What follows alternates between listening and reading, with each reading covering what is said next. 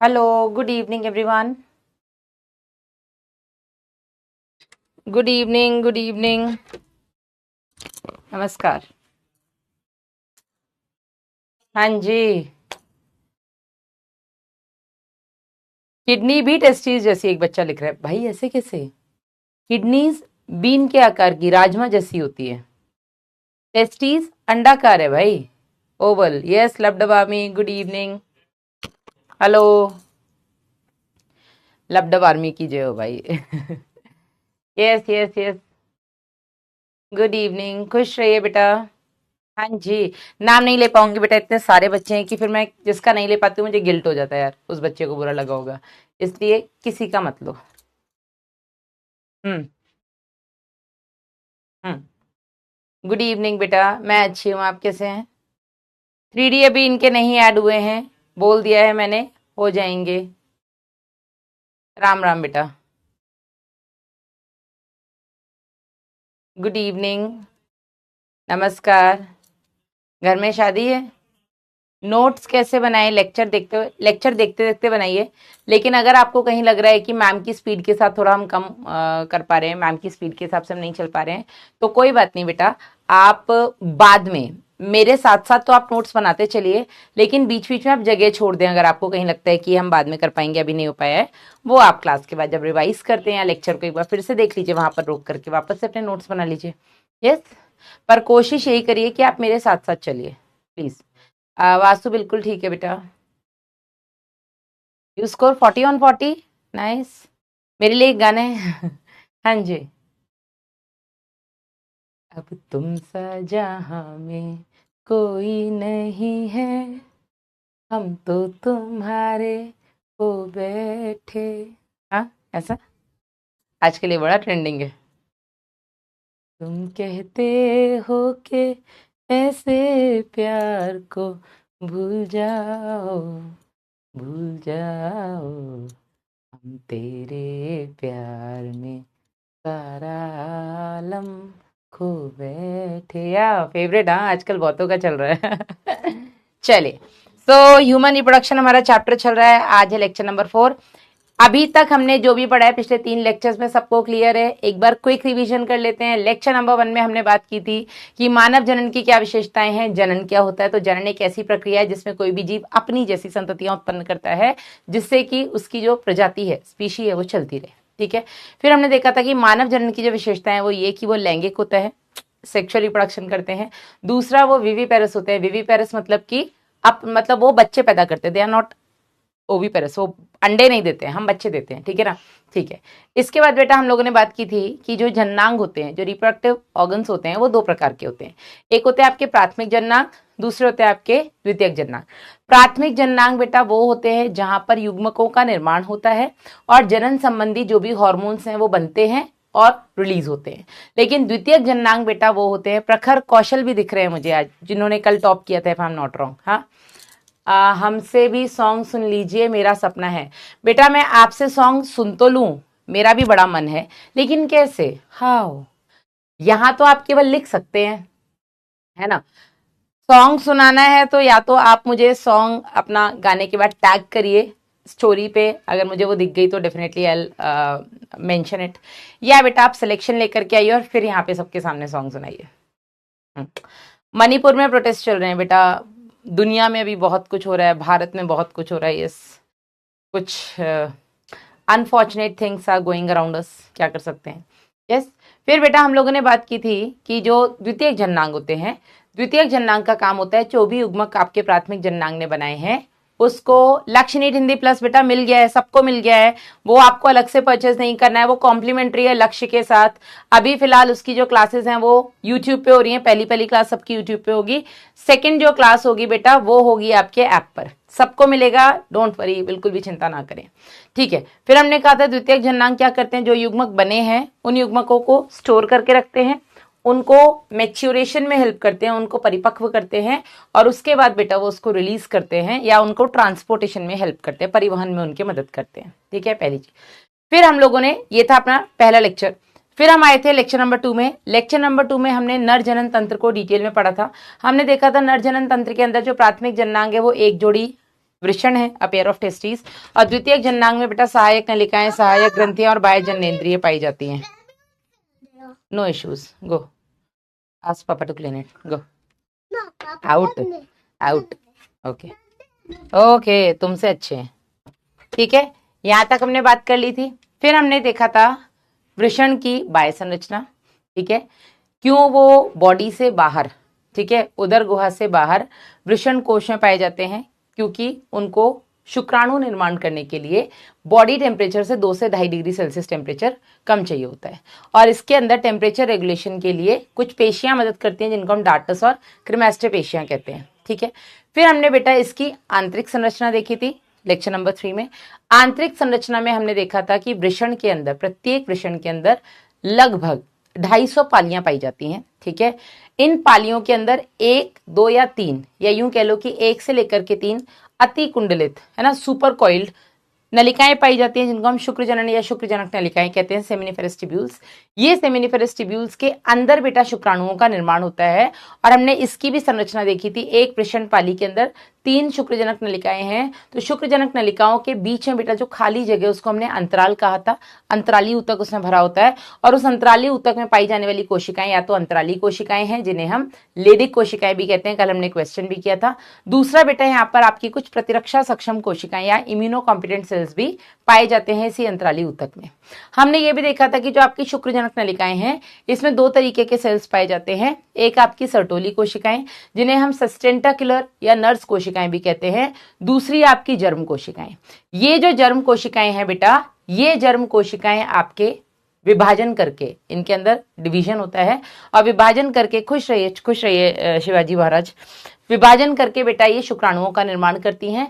और जो सर्टोली कोशिकाएं हैं ये जो शुक्राणु बन रहे हैं उनको पोषण देती हैं, उनको सुरक्षा देती हैं, ब्लड टेस्टिस बैरियर का फॉर्मेशन करती हैं, और भी यहाँ से कुछ हॉर्मोन्स फैक्टर्स वगैरह रिलीज होते हैं जो हम आगे पढ़ेंगे। यहाँ तक सभी को क्लियर था। फिर मैंने बेटा आपको शुक्राणुओं के परिवहन का पथ बताया था, और यहाँ से आपके नीट में 3-4 बार क्वेश्चन आ चुका है, मैंने ये भी बताया था कि शुक्राणु बेटा बनते हैं कहाँ, आपके शुक्रजनक नलिकाओं में। शुक्रजनक नलिकाओं से बनने के बाद ये बाहर निकलते हैं आपके ट्यूबलाई रेक्टाई में। ट्यूबलाई रेक्टाई आपकी एनसीईआरटी में मेंशन नहीं है, पर मैंने आपको बताया था। ट्यूबलाई रेक्टाई से बेटा ये बाहर निकलते हैं और एक जाल जो होता है वृषण के अंदर नलिकाओं का, उस जाल में जाते हैं जिसको हम वृषण जालिका या रेटिटेस्टिस कहते हैं। वृषण जालिका से बाहर निकलते हैं 10 से 12 सीधी नलिकाएं होती है जिनको बेटा हम रेटिटेस्टिस नहीं सॉरी वासा फ्रेंचिया या शुक्रवाहिका नलिका बोलते हैं। शुक्रवाहिका नलिकाएं जाकर के एक अति कुंडलित संरचना में खुलती है जिसको हम अधिवृषण कहते हैं। अधिवृषण आगे जाकर के बेटा किस में खुलते हैं, शुक्रवाहक में, यानी कि वास डिफरेंस में। वास डिफरेंस आगे जाकर के खुलता है किसमें, आपके शुक्राशय से एक नलिका आती है जिसको हम बोलते हैं शुक्राशय की नलिका, और आपकी ये शुक्रवाहक दोनों मिलकर के बेटा एक सामान्य नलिका बनाते हैं जिसे हम कहते हैं क्या, स्खलन नलिका, एजैकुलेटरी डक्ट। स्खलन नलिका आगे जाकर के मूत्रजनन नलिका, और ये आगे जाके मूत्राशय रंध्र में खुलता है। ठीक है, यहां तक क्लियर है सबको? एक बार थम्स अप करिए। हाँ, 8-9 मिनट हमने अभी तक पिछले 3 लेक्चर्स को रिवाइज करने में लगा दिए। यहां तक किसी को कोई डाउट? नमस्ते बेटा, नमस्ते। हाँ जी, डीपीपी में 10 में से 6 ही सही हो पाए हैं। क्यों नहीं सही हो पाए बाकी के बेटा? प्रखर क्या बोल रहा है बार बार, क्या बेटा? केबीसी भी होता है, सब होता है, अभी तो बेटा शुरुआत हुई है बैच की। आप प्रेजेंट टाइम में कहाँ है प्लीज बता दीजिए। अंकुर बेटा मैं प्रेजेंट टाइम में अपने घर में हूँ, गुड़गांव। एक क्लास हो गया है, कैसे करें? प्रखर कौशल, लक्ष्य नीट हिंदी की अभी जो बेटा एक क्लास हुई है वो सारी की सारी यूट्यूब पे हुई है। तो अगर आपकी जो एक क्लास हुई है वो सारी यूट्यूब पे हुई है, आप यूट्यूब पे अटेंड करिए, और जो दूसरी क्लास होगी बेटा वो आपकी ऐप पर होगी। मैं अब आज मुझे छोड़ दो, आज बख्श दो, इसके बारे में मैं क्लास खत्म होने के बाद एक बार फिर से पूछ लूंगी एग्जैक्टली क्या है। वैसे अलग से आपको नहीं परचेस करना था, लक्ष्य नीट हिंदी जिसने लिया है सबको प्लस का एक्सेस दिया जाएगा, बाकी अभी आप रुक जाइए। अलग क्वेश्चन है, कैसे अलग है जरा देखती हूँ, 1 मिनट रुको, लेकर के आती हूँ, डीपीपी में फाइनल करती हूँ। अलग क्वेश्चन कैसे हो सकते हैं जब तक मैंने चीजें पढ़ाई नहीं है? हाँ, ये हो सकता है कि कुछ ऐसे रिलेटेड टॉपिक से होगा जो आज पढ़ाऊंगी, लेकिन ऐसा नहीं हो सकता है कि पढ़ाया ही नहीं है। नो नो नो नो, ना ना ना ना, ऐसा नहीं हो सकता। Let me check.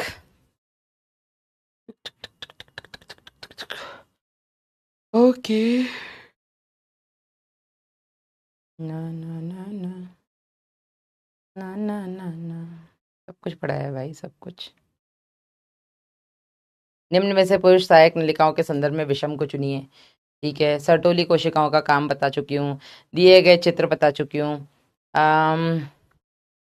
ठीक है, बात ये हटा दिया था मैंने। वासय फ्रिंचिया किसे जोड़ती हैं पढ़ा चुकी हूँ मैं।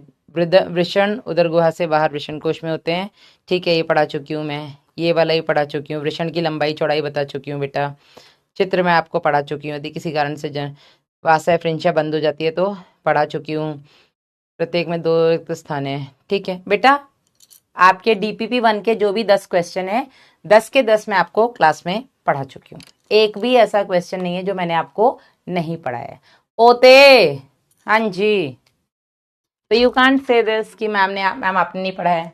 हाँ, आपसे नहीं बन रहे हैं हम मान लेते हैं, कोई बात नहीं, बनने लग जाएंगे। फिर से आप लेक्चर देखिए, जो नहीं बन रहे हैं सब बनेंगे। ठीक है, लेकिन यू कांट से दिस कि मैम आपने पढ़ाया ही नहीं है, बिकॉज मैंने सब कुछ पढ़ाया है। आंसर रॉन्ग है। Oh my God Roli, answer wrong नहीं होना चाहिए। चलिए आज बढ़ते हैं बेटा आगे, नर जनन तंत्र को खत्म करेंगे। ठीक है, मानव जनन तंत्र में भी अपना नर जनन तंत्र चल रहा है, जिसको आज हम खत्म करेंगे। और आज की क्लास में हम शुरू करेंगे द्वितीयक जननांग या सेकेंडरी सेक्स ऑर्गन्स। चलिए, द्वितीयक जननांग के अंदर क्या क्या आता है बेटा? इसमें आपकी सहायक नलिकाएं आती हैं, इसमें आपकी सहायक ग्रंथियां आती हैं, और इसमें बेटा आपकी आती हैं बाह्य जननेंद्रिय। ठीक है, 10th क्वेश्चन रॉन्ग है अनस, ये मैं देख लेती हूँ। चलिए, सो ये आपके द्वितीयक जननांग, जिसमें सबसे पहले आते हैं आपके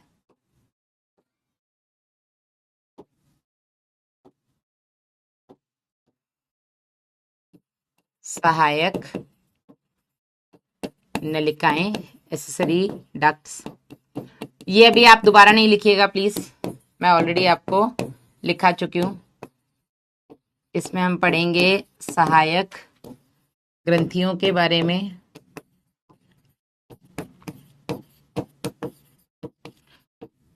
आज बेटा अपना नर जनन तंत्र खत्म हो जाएगा, एसेसरी ग्लैंड्स। और तीसरा बेटा इसमें आता है आपका बाह्य जननेंद्रिय या एक्सटर्नल जेनिटेलिया। ठीक है, ये हम, हाँ DPP का सोल्यूशन तो मिलेगा बेटा, रिकॉर्डेड वीडियोस मिलेंगे आपको DPPs के। आज ही बैच ज्वाइन किया मनोज, कोई बात नहीं बेटा, अभी बहुत ज्यादा नहीं हुआ है। चलिए, सहायक नलिकाओं में बेटा हम क्या क्या पढ़ेंगे, तो सबसे पहले हेडिंग डालिएगा सहायक नलिकाएं। ठीक है, हेडिंग डालिएगा सहायक नलिकाएं। तो सहायक नलिकाओं में बेटा शुरुआत होती है ट्यूबलाई रेक्टाई से। ट्यूबलाई रेक्टाई जो कि एनसीईआरटी में मेंशन नहीं है, पर मैंने आपको बताया था, और ये इंपॉर्टेंट नहीं है पर आपको पता होना चाहिए। ठीक है ना, चलिए, तो 9 on 10 आ रहे हैं DPP में, वेरी गुड। चलिए, और 10 on 10 भी आएगा, जस्ट डोंट वरी। चलो, तो सहायक नलिकाएं बेटा शुरू होती हैं आपके ये जो शुक्र जनन नलिकाएं हैं। ठीक है, वापस से हम लिखेंगे, ऑलरेडी मैं आपको कल लिखा चुकी हूँ, लेकिन फिर भी आज हम फिर से इसको थोड़ा सा डिटेल में पढ़ते हुए चलेंगे। हालांकि एनसीईआरटी में इतना सब कुछ नहीं दिया है। शुक्र जनन नलिकाएं, जिनको मैं बार बार बेटा इंग्लिश के नाम लिखूंगी, जिससे कि आप भी बार बार लिखें, और बार बार लिखेंगे, बार बार बोलेंगे तो आपको याद होगा। ठीक है, एंड बिलीव मी, मुझ पे भरोसा रखिए, जो बच्चे मुझसे पढ़ चुके हैं ऑलरेडी क्लास 11th में, उनको पता है कि इंग्लिश ज्यादा आसान है पढ़ना। इंग्लिश में टर्म्स जल्दी याद हो जाते हैं, इंग्लिश में बोलना इजी रहता है, हिंदी में बोलना लिखना थोड़ा सा टफ रहता है। ठीक है, तो शुक्र जनन नलिकाएं बेटा सबसे पहले हम देखेंगे जहां पर शुक्राणुओं का निर्माण होता है। ठीक है, यहां पर क्या होता है, शुक्राणुओं का निर्माण होता है। स्पर्म फॉर्मेशन कहाँ होता है बेटा? स्पर्म फॉर्मेशन होता है आपके सेमिनिफेरस ट्यूब्यूल्स में। तो ये आ गया सबसे पहला सेमिनिफेरस ट्यूब्यूल्स, ठीक है, जहां पर शुक्राणुओं का निर्माण होता है।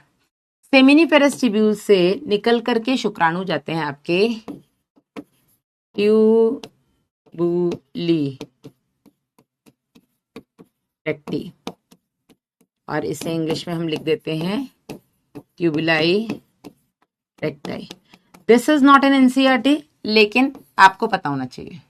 एनसीईआरटी में नहीं है पर आपको पता होना चाहिए, ठीक है। ट्यूबुलाई रेक्टाई के बाद बेटा ये जाता है आपके कहां पर? ये जाता है वृषण जालिका में। कहां जाता है? वृषण जालिका में, जिसे हम बोल देते हैं रेटी टेस्टीज। रेटी का मतलब जाल और टेस्टीज मतलब वृषण है ही, ठीक है। ये हो गया आपका वृषण जालिका। वृषण जालिका से बेटा ये जाते हैं वासा एफ्रेंशिया में, यानी कि शुक्र वाहिका नलिकाओं में। वासा डिफरेंशिया। ये जो बेटा शुक्रवाहिका नलिकाएं हैं, ये बेटा 10 से 12 होती हैं, यहां लिख देती हूं मैं। ये 10 से 12 सीधी नलिकाएं होती हैं, स्ट्रेट ट्यूब्स होते हैं, ठीक है। 10 से 12 होती हैं संख्या में हर एक टेस्टिस के अंदर। राइट टेस्टिस में भी 10 से 12 बिल्कुल लिखना है भाई, बिल्कुल लिखना है। राइट टेस्टिस में भी 10 से 12 और लेफ्ट टेस्टिस में भी ये 10 से 12 होती हैं, बिल्कुल सीधी नलिकाएं होती हैं, जो बेटा जाकर के खुलती हैं किसमें? ये जाकर के खुलती हैं आपके अधिवृषण में। किसमें खुलती हैं? अधिवृषण में, जिसे हम बोलते हैं एपिडिडाइमिस, ठीक है। ये जो बेटा अधिवृषण है, ये जो अधिवृषण है, ये टेस्टिस के पीछे की तरफ पाया जाता है, ठीक है। आप इस चित्र में देख सकते हैं यहां पर, ठीक है। ये टेस्टिस है, टेस्टिस के अंदर यहाँ पर आपको क्या दिख रहा है? यहाँ पर आपको ये छोटे छोटे टेस्टिकुलर लोब्यूल्स दिख रहे हैं, ठीक है। इन टेस्टिकुलर लोब्यूल्स के अंदर एकदम पतली पतली पतली पतली पतली आपको ये सेमिनिफेरस ट्यूब्यूल्स यानी कि शुक्रजनन नलिकाएं दिख रही हैं, ठीक है।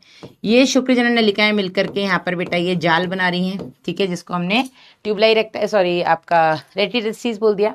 और ये रेटी टेस्टिस बेटा आगे खुल रही है आपके, ये दिख रही है, ये 10 से 12 बिल्कुल सीधी नलिकाएं, जिनको हम बोलते हैं वासा एफ्रेंशिया। बिल्कुल नोट करना है रिया। और ये वासा एफ्रेंशिया जाकर के किसमें खुल रही है? आपके अधिवृषण में। और अधिवृषण भी आप देख सकते हैं कि कितना कुंडलित है।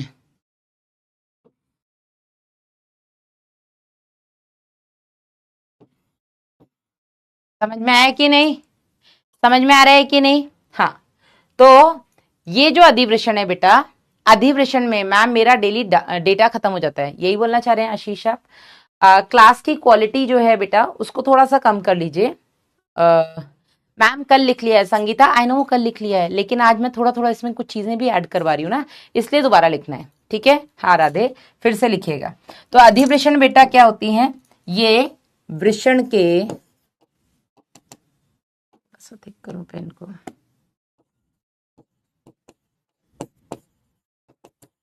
पश्च भाग में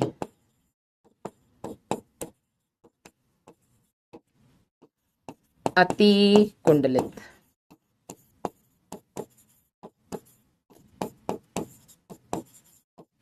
ये भी बहुत ज्यादा कॉइल्ड होती है और वृषण के पोस्टीरियरली पाई जाती है, ठीक है। चलो आगे बेटा जाकर के ये अधिवृषण किसमें खुलता है? ये अधिवृषण खुलता है जाकर के आपके शुक्रवाहक यानी कि वास डिफरेंस में। किसमें खुलता है बेटा? ये वास डिफरेंस में, शुक्रवाहक में।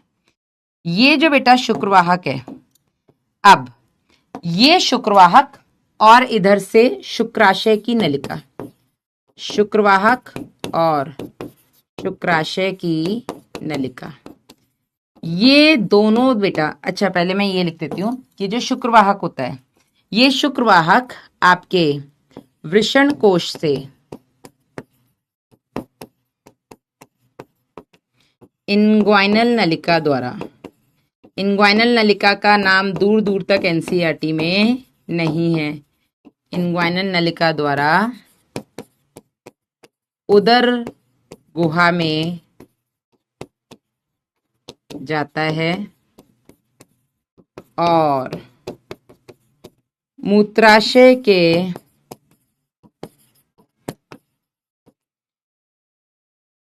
पीछे से लूप बनाता हुआ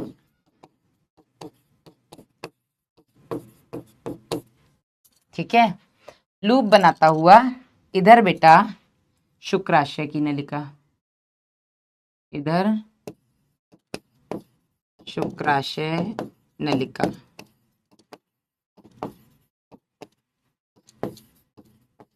डक्ट फ्रॉम सेमिनल वेसाइकल, ये दोनों बेटा मिलकर के सेमिनल वेसाइकल की डक्ट और ये दोनों मिलकर के बेटा शुक्रवाहक और शुक्राशय की नलिका, ये दोनों मिलकर के बेटा बनाती हैं आपकी स्खलन नलिका। क्या बनाती हैं ये आपकी स्खलन नलिका, जिसे हम बोलेंगे एजैकुलेटरी। और ये जो बेटा स्खलन नलिका है, ये जो स्खलन नलिका है, ये आगे जाकर के खुलती है मूत्र जनन नलिका में, जिसे हम बोलेंगे यूरिनो जेनाइटल डक्ट। और ये जो मूत्र जनन नलिका है, ये बाहर की तरफ खुलती है रंध्र या मीएटस के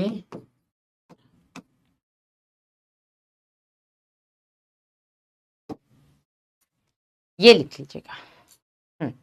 अब ये वाला पॉइंट आप लोगों को समझ में नहीं आता है, तो इसको जरा मैं डायग्राम से समझाती हूं। देखो, ये है आपका मूत्राशय,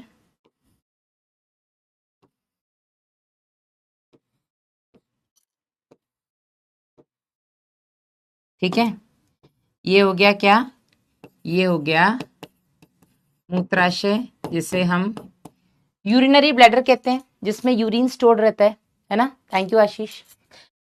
इसमें आकर के बेटा यहां से ये मूत्रवाहिनी खुलती है, जो दोनों किडनी से यूरिन को या मूत्र को लेकर के आ रही है, ठीक है।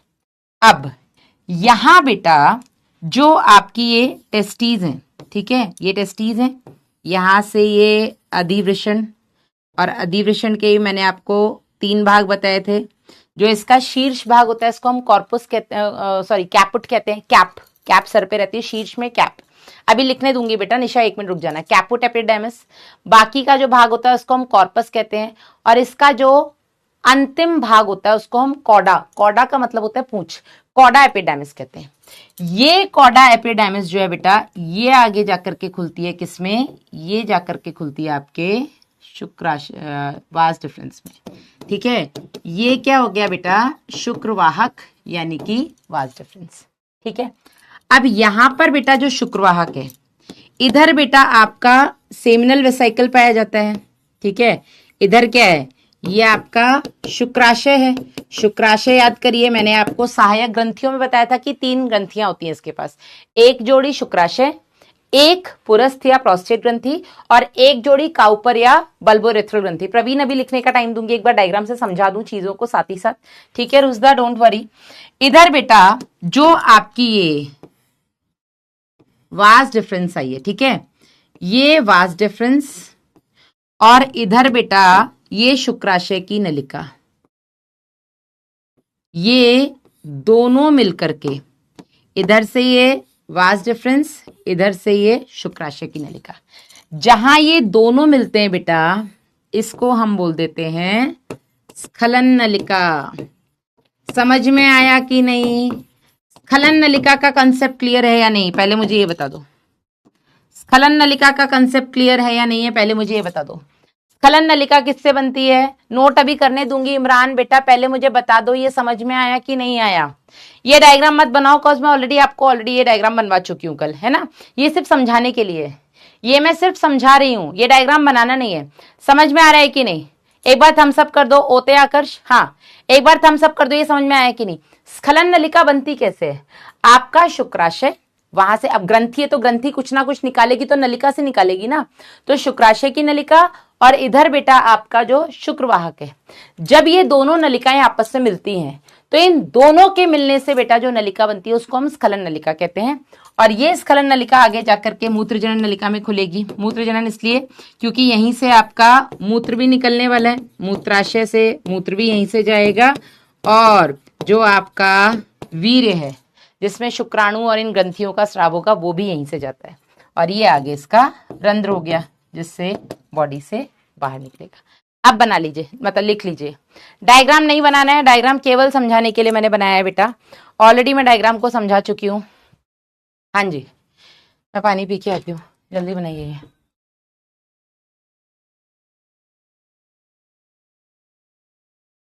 You finished my laminate? You finished my laminate?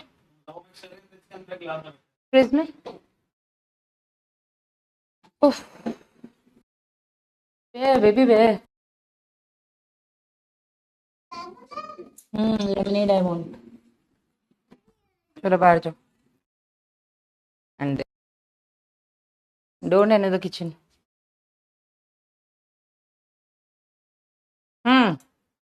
Done.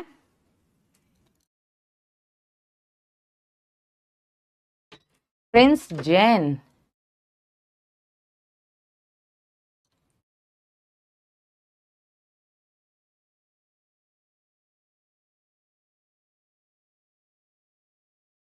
हो जाए तो बता देना।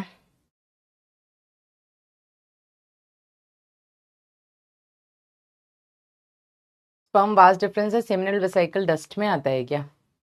डस्ट मतलब यहाँ कहाँ धूल आ रही है, मैं समझी नहीं। इंसेमिनेशन भी होता है इसी से। प्रफुल्ल आगे भी पढ़ाऊंगी ना, बाह्य जननेंद्रिय भी हम अलग से पढ़ेंगे। खुश रहिए ओम तिवारी।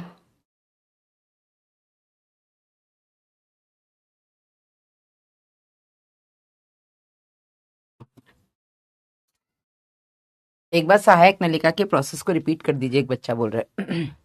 देख बच्चा, सहायक नलिका का केवल पथ है, वो पथ ही इंपॉर्टेंट है, ठीक है। अकेले गटक गई, हाँ तो अब दावत लगाऊं? मेरा बहुत क्लियर है भाई, बहुत क्लियर है। तुम लोग सिलेक्शन लेकर के आओ, इस साल से सिलेक्शन लेकर के आओ, घर पे प्रॉपर बुला करके आपको दावत खिलाई जाएगी, अपने हाथ से बना करके खाना। मैं बहुत गंदा खाना बना, मतलब मैं बस ऐसा बना लेती हूँ कि इंसान मरेगा नहीं, कुछ तो पेट में पड़ी जाएगा तो जिंदा रहेगा, ऐसा। थैंक यू कैफ खान, ठीक है। यहां से यही क्रम आपको पता होना चाहिए, ये मैंने आपको बता दिया है, ठीक है। शुक्रजनक नलिकाओं में शुक्राणुओं का निर्माण होता है। बनने के बाद बेटा जब वो यहां निकलती हैं तो अधिवृषण और शुक्रवाहक, ये वो दो मेन, यहां पर आप स्टार बना करके लिख सकते हैं। अधिवृषण यानी कि एपिडिडाइमिस और शुक्रवाहक यानी कि वास डिफरेंस में शुक्राणुओं का संग्रहण व परिपक्वन, संग्रहण मतलब कि स्टोरेज या भंडारण भी आप इसको बोल सकते हो, और परिपक्वन को हम बोलते हैं मैचुरेशन होता। This is important. Ma'am inguinal नलिका क्या होता है? अभिनव, मैं ये बोलूंगी कि आप एक बार जाकर के प्लीज लेक्चर नंबर 2 देखो। लेक्चर नंबर 2 में मैंने आपको नोट नहीं किया है। सलमान, इतना धीरे लिखते हैं क्या अपन? हाँ जी पायल, थोड़ी सी स्पीड बढ़ाइए। नीरज शर्मा, अभी बेटा मैंने फीमेल रिप्रोडक्टिव सिस्टम नहीं पढ़ाया है, तो जो पढ़ा रही हूँ अभी आप केवल, या जो मैंने पढ़ा दिया है आप अभी केवल मुझसे उससे रिलेटेड ही डाउट्स पूछिए। जो टॉपिक मैंने भी पढ़ाया ही नहीं है, प्लीज उससे रिलेटेड टॉपिक या उससे रिलेटेड डाउट्स आप ना पूछें।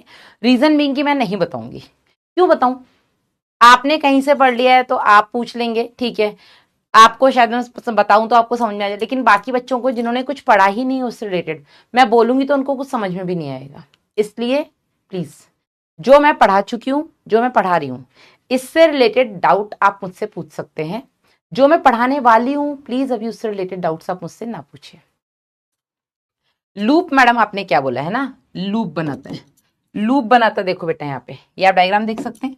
यहाँ पे हमने क्या लिखा है कि जो शुक्रवाह का है ये पीछे की तरफ से आ रहा है ना, मूत्राशय के ऊपर। लूप बनाना मतलब उसके चारों तरफ ऐसे, लूप बनाना मतलब उसको ऐसे कवर करना, ऐसे लूप बनाना मतलब जैसे लूप, समझ गए लूप। हाँ,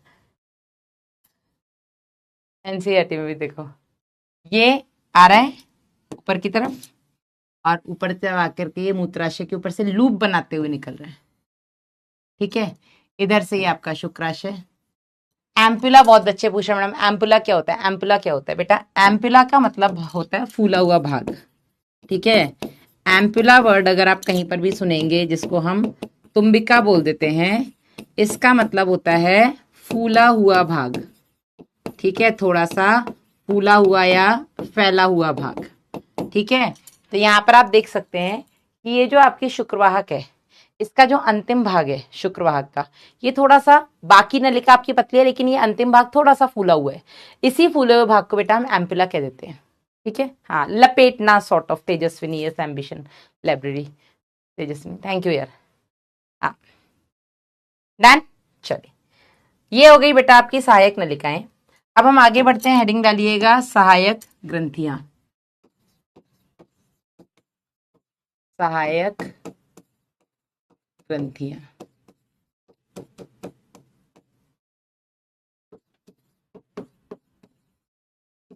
एसेसरी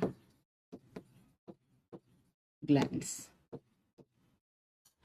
जो सहायक ग्रंथियां होती हैं बेटा, इन सहायक ग्रंथियों में क्या क्या आता है हमें पता है। इसमें आता है बेटा एक तो आपका शुक्राशय, जिसे हम बोलते हैं सेमिनल वेसाइकल। इसमें आता है बेटा आपका पुरस्थ ग्रंथि, इसे हम बोलेंगे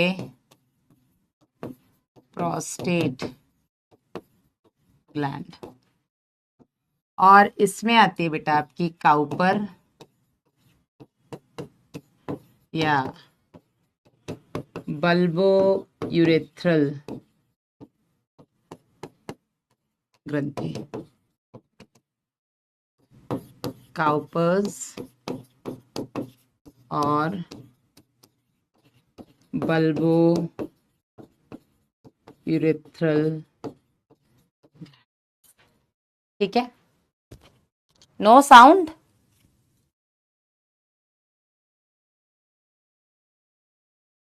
हेलो हेलो बेटा, साउंड तो है। बिल्कुल लिखना है आकर्ष, ये लिखना है, यहां से लिखना है।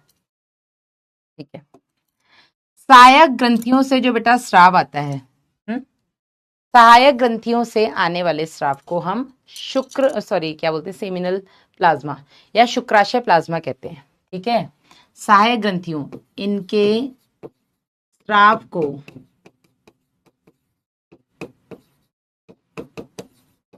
शुक्राशय प्लाज्मा या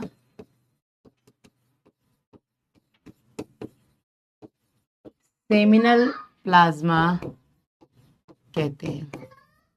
ठीक है, तो जितनी भी ग्रंथियां हैं बेटा, इन सभी ग्रंथियों के जो सीक्रेशन होते हैं, इन सबको मिलाकर के कॉम्बिनेशन में हम सेमिनल प्लाज्मा कहते हैं। ठीक है, जल्दी लिखो।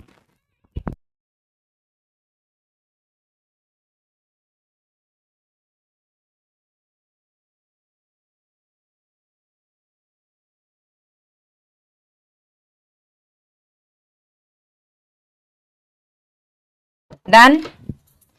तो ये जो भी ग्रंथियां हैं इन सब, अब ग्रंथि है तो कुछ ना कुछ तो निकालेगी ना, तो जो भी बेटा ग्रंथियां हैं इन सब ग्रंथियों के जो भी स्राव हैं उन स्राव को मिला करके, कॉपी सीधी रखो स्नेहा, सीधी रखो, इन स्राव को मिला करके बेटा हम सेमिनल प्लाज्मा या शुक्राशय प्लाज्मा कह देते हैं।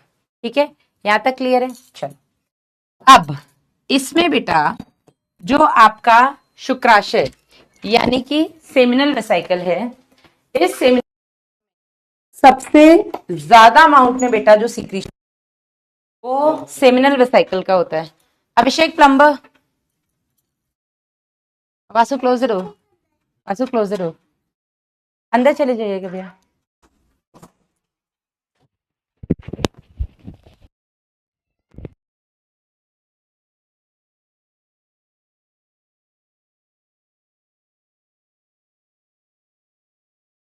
हाँ जी, तो इसमें बेटा शुक्राशय जो होते हैं वो एक जोड़ी होते हैं, पहली चीज।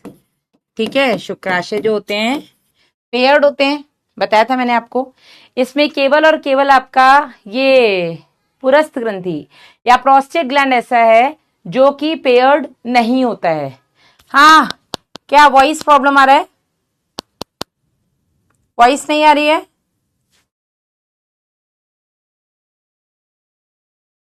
आवाज सही से नहीं आ रही है, क्या प्रॉब्लम है भाई वॉइस में? यार इसमें सिस्टम में तो सही दिखा रहा है। अभी बताती हूँ सोमेश, एक मिनट रुकना यार, फोन लाओ, रुक तो मैं फोन लेके आती हूँ।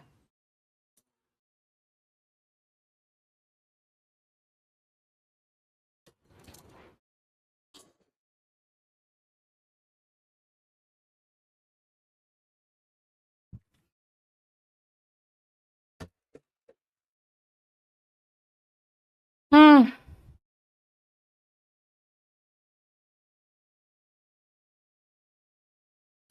सही हो गया, नो प्रॉब्लम। चलो छोड़ो फिर, चलिए। तो यहां पर बेटा शुक्राशय एक जोड़ी होता है, पुरस्थ सिंगल होता है। ठीक है, ये अयुग्मित होती है। हेलो मुकेश जी, थोड़ा वॉइस का देख लेना, बच्चे बोल रहे थे पर अभी बोल रहे हैं, ठीक है एक बार देख लेना। ओके, है ना? ये एक होती है, और काउपर ग्रंथि बेटा आपकी पेयर्ड होती है, यानी कि एक जोड़ी होती है, पहली चीज।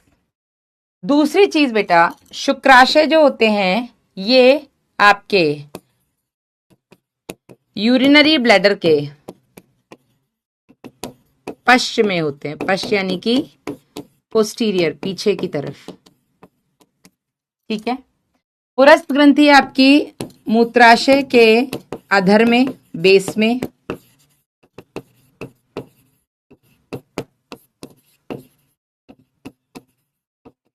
और काउपर ग्रंथि जो होती है बेटा ये आपके मूत्र मार्ग के, यानी कि दोनों तरफ।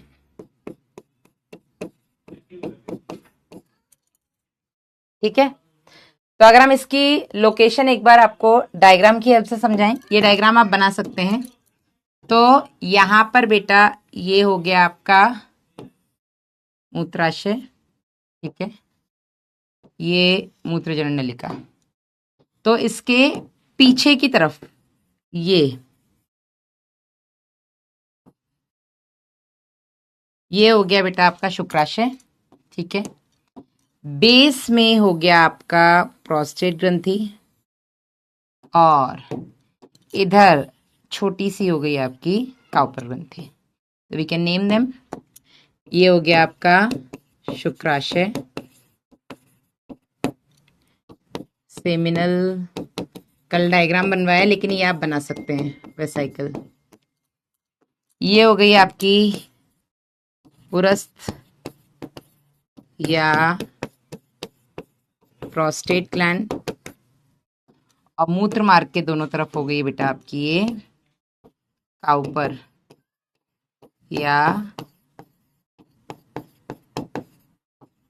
Bulbo urethral.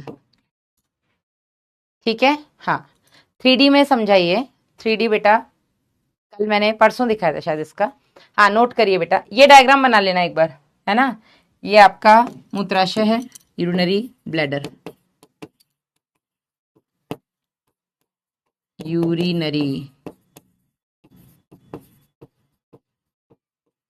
ब्लैडर, ठीक है। ये बना लीजिए पहले। कहां पर कौन सी होती है, कौन सी पेयर्ड है, कौन सी अनपेयर्ड है, ये देख लिया। शुक्राशय का बेटा जो सीक्रीशन होता है, ये 60 से 70% जो स्राव होता है वो आपके सेमिनल वेसाइकल का होता है। 5 से 10% सीक्रीशन बेटा आपका जो होता है वो काउपर ग्लैंड का होता है। और बचा आपका लगभग 20 से 25% सीक्रीशन जो होता है वो आपका पुरस्थ ग्रंथि का होता है। वॉइस होते, ओके।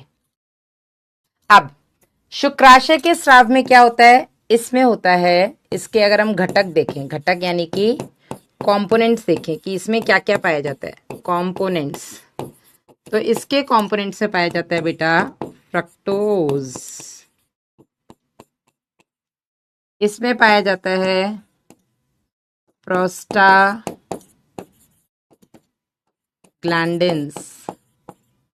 और यहां पर कुछ एंजाइम्स भी पाए जाते हैं। कौन से एंजाइम्स, वो आपको नहीं जानना है, ठीक है। पुरस्थ ग्रंथि का अगर हम सिक्रीशन देखें तो यहां पर बेटा पाया जाता है कैल्शियम आयंस और कुछ एंजाइम्स, जबकि कापर ग्रंथि में पाया जाता है श्लेष्मा या म्यूकस। और ये बेटा स्नेहन प्रदान करता है, स्नेहन यानी कि लुब्रिकेशन।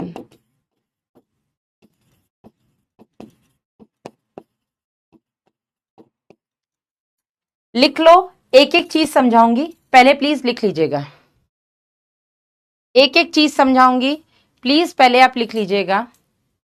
नीट में बेटा यहां से 2018 का क्वेश्चन है, नीट 2018 का क्वेश्चन आया है बेटा यहां से, अभी बताती हूँ, जल्दी से आप लिख लीजिए पहले।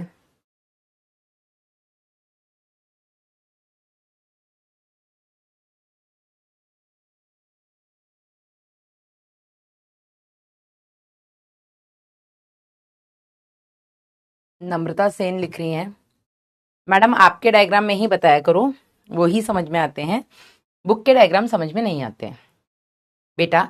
अभी सब बता रही हूँ अंकिता, सब बता रही हूँ। मेरे डायग्राम्स जो मैंने आज आपको एनसीईआरटी का डायग्राम दिखाया है, ये वो दिखाया है जो ऑलरेडी मैं कल आपको बना के बता चुकी हूँ, ठीक है। और जो कल नहीं इतना डिटेल में बताया वो मैं आपको आज अलग अलग करके बता रही हूँ। मैम इंग्लिश में नहीं लेक्चर होगा, राजनंदिनी बेटा आपने आई गेस हिंदी का बैच परचेस किया है, इसीलिए आप यहाँ पर हैं मेरे साथ। अगर आप इंग्लिश का बैच परचेस करेंगे तो बेटा आप इंग्लिश वाले में जाएंगे। एक होता है नॉर्मल लक्ष्य बैच, एक होता है लक्ष्य इंग्लिश बैच, एक होता है लक्ष्य हिंदी बैच। आपने लक्ष्य हिंदी लिया है जिसमें हिंदी में बोला जा रहा है, थोड़ा थोड़ा कुछ इंग्लिश में लिखा जा रहा है, हिंदी इंग्लिश दोनों में बोला जा रहा है, ठीक है। एक होता है आपका लक्ष्य बैच जिसमें हिंदी इंग्लिश जैसे मैं बोल रही हूँ वही बोला जाएगा, बस वहां पर हिंदी के टर्म्स यूज नहीं होंगे, ठीक है। Just minute, hello, good evening.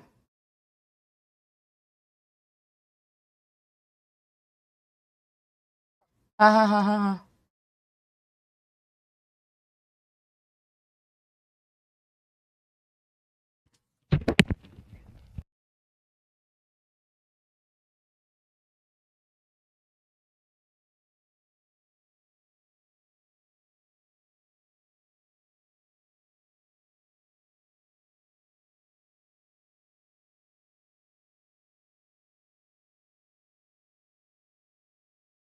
कल मैं आपको एक दिलकुश का एग्जाम्पल दे रही थी जिसका इस साल सिलेक्शन हुआ है, फिर मैंने आपको एक और दिलकुश बताया था जो एसएमएस जयपुर में है, अभी शायद थर्ड ईयर में होगा, है ना। तो जो इस साल सेलेक्ट हुआ था दिलकुश, आज अभी उसी का जस्ट फोन आया था, देख रहे हो। मैडम का नंबर चाहिए तो सेलेक्ट हो जाइए। मैडम नंबर देंगी। चैटिंग में सेटिंग हो रही है। क्वेश्चन कैसा आएगा नंदिनी बताऊंगी। ये लिख लिया सबने, एक बार थम्स अप कर दीजिएगा। हाँ, तो जो आपकी लक्ष्य की क्लास होती है बेटा, उसमें टीचर नॉर्मल हिंदी इंग्लिश में ही बोलता है, हिंदी में ही बोलता है, लिखता है इंग्लिश में। वहां हिंदी लिखी नहीं जाती है, बोली जाती है।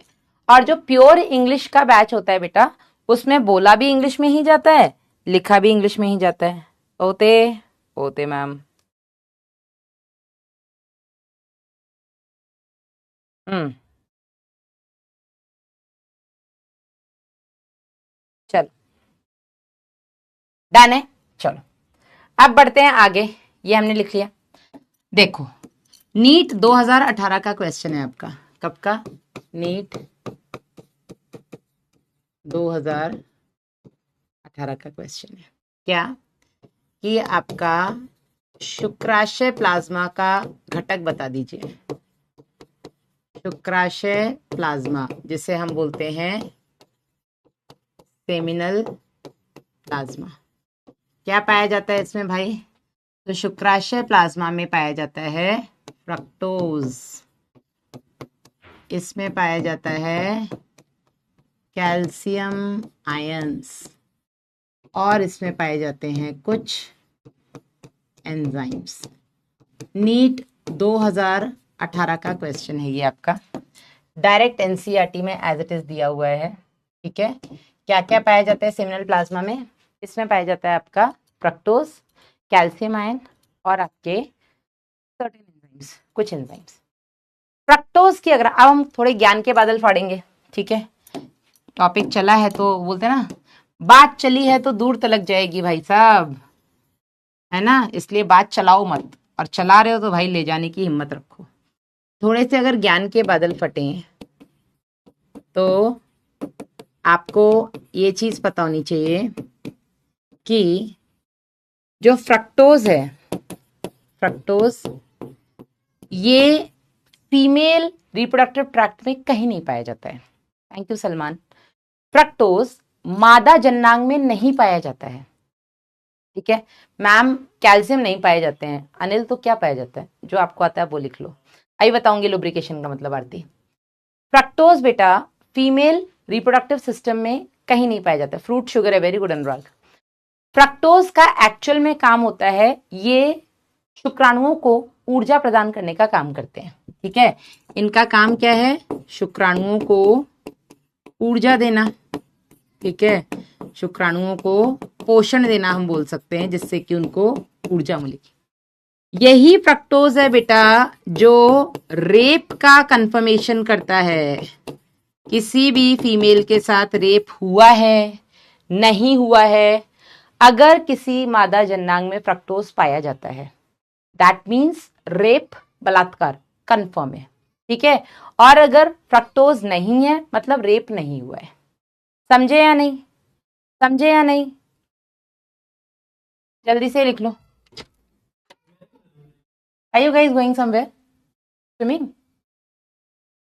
ओके, इनकी टॉवल भी लेकर जाओ। टॉवल कहाँ ले जाओ, फिर भी टॉवल ले जाओ, बैग में रख लेना। यस, फ्रक्टोज क्या होता है स्नेहा बोली? बेटा ग्लूकोज सुना है कि ग्लूकोज भी नहीं सुना है? हाँ मैम, ज्ञान के बादल कॉपी में फाड़े। बिल्कुल अश्विनी, कॉपी में फाड़ेंगे बेटा तो ही दिमाग में रहेंगे ना वो, वरना ऐसे रोबोट तो अपन है नहीं कि मैडम ने बोला दिमाग में छप गया। यस, ओ मैम इतना खतरनाक, ऐसा ही होता है बेटा। मैं वही बता रही हूँ तुम लोगों को, अगर तुम लोग बदतमीजी करोगे क्लास में, फालतू के कमेंट्स करोगे, तो मैं कुछ भी एक्स्ट्रा नहीं पढ़ाऊंगी। मैं एग्जैक्टली आपको एनसीईआरटी पढ़ाते हुए निकल जाऊंगी। पर अगर आपको सच में एक्स्ट्रा ज्ञान चाहिए, जो चाहिए होता है, ठीक है, मैं नहीं दूंगी तो इधर उधर जाकर के गूगल पे सर्च करोगे, वहां आपको कितना एग्जैक्टली मिले जो आपके समझ में आ जाए, है ना। इसलिए क्लास में शांति बनाए रखें, तमीज में पढ़ाई करें, दुनिया भर का ज्ञान दे दूंगी क्लास में। हाँ डन। अभी पीछे का नहीं लिखना है, बिल्कुल लिखना है भाई, लिख लो लिख लो। फर्टिलाइजेशन के समय फ्रक्टोज जाता है, इंसेमिनेशन के समय। अगर मादा जन्नांग में शिशन एंटर हुआ, मतलब सेक्सुअल इंटरकोर्स हुआ विदाउट एनी प्रोटेक्शन, यानी कि बिना किसी कॉन्डोम के, उस कंडीशन में फ्रक्टोज जाएगा ही जाएगा, पूरा का पूरा सेमिनल वेसिकल जाएगा ना, मतलब सॉरी सेमिनल प्लाज्मा जाएगा ना, और अगर सेमिनल प्लाज्मा अंदर जा रहा है तो बेटा फ्रक्टोज तो जाएगा ना। और यही फ्रक्टोज है बेटा जो कि फीमेल्स के अंदर अगर प्रेजेंट है, अब नॉर्मल तो अगर फीमेल कोई सेक्सुअली एक्टिव है, सेक्सुअल इंटरकोर्स में इन्वॉल्व है तो ठीक है, वो थोड़ा अपना बार बार टेस्ट कराने जाएगी बताओ क्या हुआ। लेकिन अगर किसी फीमेल के साथ रेप जैसी घटना होती है, और आप लोगों ने सुना होगा ना कि पोस्टमार्टम की, मतलब अगर कोई लड़की मर गई है, पोस्टमार्टम चल रहा है उसका, ठीक है, या अगर कोई लड़की जिंदा भी है तो इस चीज के भी मतलब सारे जांच वगैरह चल रही है जिससे कंफर्म हो जाए लड़की का रेप भी हुआ है कि नहीं हुआ है, या सिर्फ ऐसे ही खींचतान हुई है, या सिर्फ चोरी डकैती का काम था, उस लड़की ने अपने आप को बचाने की कोशिश की इसलिए उसके साथ मारपीट हुई है, या सच में लड़की का रेप हुआ है, ठीक है। तो रेप का कंफर्मेशन के लिए बेटा हम फ्रक्टोज देखते हैं। अगर फ्रक्टोज मादा जननांग में दिख गया, दैट मतलब मिल गया, that means she has been raped. Clear है यहां तक? हाँ, यस यस, यहां तक क्लियर हो गया। चलो, एक्चुअल में फ्रक्टोज का काम क्या है? अब हर केस में तो रेप नहीं होता है ना, कपल्स तो सेक्सुअल इंटरकोर्स नॉर्मल भी करते हैं। उस कंडीशन में फ्रक्टोज का क्या काम है? उस कंडीशन में बेटा जो फ्रक्टोज होता है वो शुक्राणुओं को ऊर्जा देता है, ठीक है। फ्रक्टोज होता क्या है अगर आप पूछें तो बेटा फ्रक्टोज एक तरीके का कार्बोहाइड्रेट है। जैसे आप लोगों ने ग्लूकोज का नाम तो सुना ही होगा, टीवी में भी ऐड आता है ग्लूकोज, अब गर्मियां आ गई हैं तो ऐड भी गर्मियों वाले आते हैं, ठीक है, इंस्टेंट। आहा, एक बच्चा मुझसे पूछ रहा है madam please tell me rape क्या होता है? बेटा एक होता है सेक्सुअल इंटरकोर्स, ठीक है, नर और मादा के बीच में, जो खैर अब तो मादा मादा और नर नर के बीच में भी होता है ये, ठीक है, गे और लेस्बियन का कंसेप्ट भी आ गया, नोट कर लो बेटा, ठीक है। तो एक होता है सेक्सुअल इंटरकोर्स, ठीक है, चाहे वो किसी के बीच में भी हो। नेचुरल कंडीशन में हम बोलते हैं कि मेल और फीमेल के बीच में होता है, लेकिन जो आजकल LGBTQ कम्युनिटी है उसमें गे और लेस्बियन वाला कंसेप्ट भी है ना। लेस्बियंस मतलब जहाँ पे फीमेल फीमेल इन्वॉल्व है, ठीक है, गेज जहाँ पे मेल्स और मेल्स इन्वॉल्व हैं। आप लोगों ने रिसेंटली सुना होगा पाकिस्तान की जेल में पाकिस्तान के जो पूर्व PM थे, जो कि पूर्व क्रिकेटर भी रह चुके हैं, उनके साथ भी यौन उत्पीड़न हुआ है, you must have heard that, है ना। तो लड़कों के साथ भी रेप होता है, एक्चुअल में आपको नहीं पता हो तो बता दूं, ठीक है। तो एक होता है बेटा सेक्सुअल इंटरकोर्स जिसमें कपल्स विलिंगली कर रहे हैं, मतलब इच्छा अनुसार। एक होता है जबरदस्ती, ठीक है, दैट जबरदस्ती थिंग इज कॉल्ड रेप। अब अगर आप कहें मैडम रेप हमेशा ही जबरदस्ती तो नहीं होता है मैडम, शादी के बाद तो ये नेचुरल है, तो बेटा आपको बता दें एक मैरिटल रेप का भी कंसेप्ट होता है। शादी के बाद भी कपल्स में जरूरी नहीं है कि वो अपनी इच्छा अनुसार हमेशा ही सेक्सुअल इंटरकोर्स करें, कभी कभी जबरदस्ती अगर शादी के बाद भी फीमेल के साथ इंटरकोर्स मेल बनाता है, उसको मैरिटल रेप बोला जाता है। कि शादी हो गई इसका मतलब ये नहीं कि आप लड़की के साथ जबरदस्ती करेंगे, लड़की का भी कभी मन होना चाहिए, हो सकता है कभी लड़की का मन नहीं है। तो रेप इज क्या बोलेंगे उसको, फोर्सफुल सेक्सुअल इंटरकोर्स। एक होता है नेचुरल सेक्सुअल इंटरकोर्स जिसमें दोनों का कंसेंट है, दोनों की मर्जी है। एक होता है forceful sexual intercourse, that forced sexual intercourse is called rape, ठीक है ना। ऐसा पता सबको है? हाँ मैम, शादी के बाद रेप हुआ है तो पता चलेगा, बिल्कुल पता चलता है अभिषेक, क्यों नहीं पता चलेगा। चलिए, हाँ, शुक्राणु और वीर्य में क्या अंतर है रोहित, अभी हम उस पर भी आएंगे। ये हो गया सबको क्लियर, शुक्राशय प्लाज्मा क्या होता है, इसमें फ्रक्टोज होता है, कैल्शियम आयंस होते हैं और कुछ एंजाइम्स होते हैं। अब ये वाला दोनों पॉइंट अपना क्लियर है।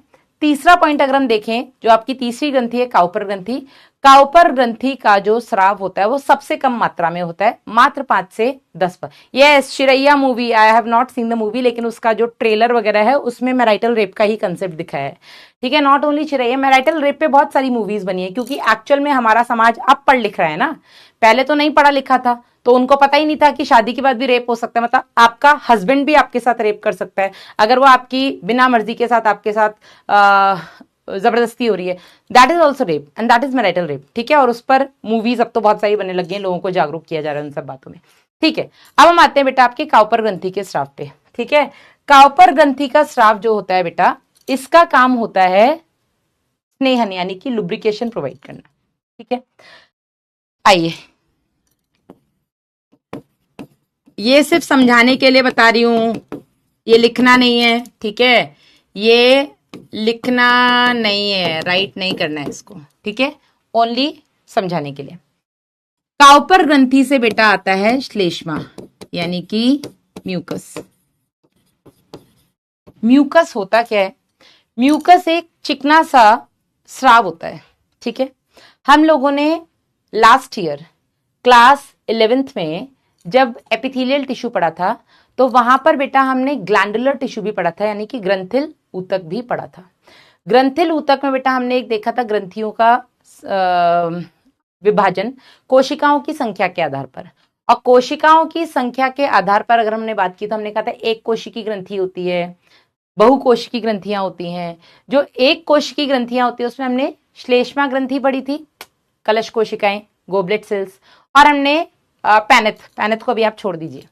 जो श्लेष्मा कोशिकाएं या श्लेष्मा ग्रंथियां होती हैं जिनको हम गोबलेट ग्लैंड्स या गोबलेट सेल्स कहते हैं बेटा, उनका काम होता है श्लेष्मा स्राव करना। श्लेष्मा का काम होता है बेटा चीजों को थोड़ा सा चिपचिपा बना देना या स्मूथ बना देना। ठीक है, हमने मेंढक में भी देखा था कि मेंढक की पूरी स्किन पर श्लेष्मा, आपने मेंढक को कभी छुआ है? नहीं भी छुआ होगा तो उसको देख के ही घिन आ जाती है, उसको देख के ही लगता है कि उसकी स्किन कितनी चिपचिपी सी या ऐसी फिसलनी सी है। तो श्लेष्मा फिसलना जो होता है ना, श्लेष्मा स्नेहन प्रोवाइड करता है, लुब्रिकेशन प्रोवाइड करता है। लुब्रिकेशन यानी कि स्नेहन। स्नेहन का क्या मतलब होता है? For sexual intercourse. अरे यार, स्नेहन प्रदान करता है जो मैथुन को, मैथुन इज सेक्सुअल इंटरकोर्स को या इंटरकोर्स में घर्षण कम करता है, फ्रिक्शन कम करता है। तो जो श्लेष्मा होता है यानी कि म्यूकस, ये म्यूकस क्या करता है बेटा? ये केवल नर में नहीं निकलता, ये मादा में भी निकलता है। ठीक है, तो जब भी मेल और फीमेल सेक्सुअल इंटरकोर्स करते हैं तो सेक्सुअल इंटरकोर्स को स्मूथ बनाने के लिए, ठीक है, अदरवाइज पेनिस अगर फीमेल ट्रैक्ट के अंदर जाएगा, मादा जननांग के अंदर अगर शिशन जाएगा तो इट कुड बी पेनफुल, दर्द भी तो हो सकता है। अगर घर्षण हुआ तो दर्द होगा। ठीक है, घर्षण ना हो, स्किन में किसी भी तरीके का टीयर एंड क्या बोलते हैं उसको, क्या बोलते हैं, टीयर यानी कि उसमें किसी भी तरीके का टीयर, मतलब क्या टीयर को हिंदी में क्या बोलेंगे, वेयर टेयर ना हो यार, मतलब कटे फटे ना स्किन। उस वजह से बेटा उसको सेक्सुअल इंटरकोर्स को स्मूथ पेनलेस बनाने के लिए ये म्यूकस का स्राव होता है। ठीक है, मादा के अंदर हम आगे पढ़ेंगे, नर के केस में ये म्यूकस काउपर ग्रंथि से निकलता है जो कि सेक्सुअल इंटरकोर्स को इजी बनाता है। मैथुन क्या होता है? मैथुन इज सेक्सुअल सेक्स, बहुत सिंपल भाषा में अगर मैं तुम लोगों को समझाऊं, संभोग, सेक्स, मेटिंग भी बोल देते हैं इसको। कुछ तो तुम लोगों को नहीं पता है, कुछ तुम लोग जानबूझ के बनाते हो, पर हमें भी कोई दिक्कत नहीं है। हाँ, किसी तरीके की मतलब स्किन में, स्किन कटे फटे ना, स्किन में डैमेज ना हो। यस पवन कुमार, स्किन डैमेज ना हो। मेल्स में भी तो डैमेज हो सकती है ना, अगर रफनेस हो गई तो मेल्स में भी स्किन डैमेज हो सकती है। ठीक है, और स्किन डैमेज नहीं होगा तो जो पेनिस है वो डैमेज हो सकता है। तो मेल्स को भी पेन ना हो, फीमेल्स को भी पेन ना हो, इसी वजह से बेटा दोनों के केस में म्यूकस का सीक्रेशन होता है जो कि सेक्सुअल इंटरकोर्स को स्मूथ बना देता है, फ्रिक्शन कम करता है, पेन कम करता है, इंटरकोर्स स्मूथ बनता है। हाँ, इतने ही सभ्य तरीके से मैं पढ़ा सकती हूँ। हाँ।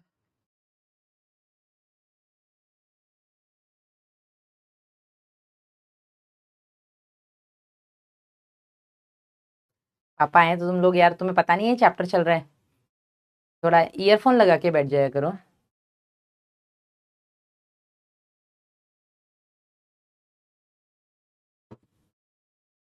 डन।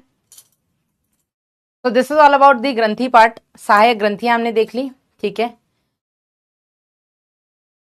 आगे बढ़ते हैं, बात करते हैं बाह्य जननेंद्रिय की।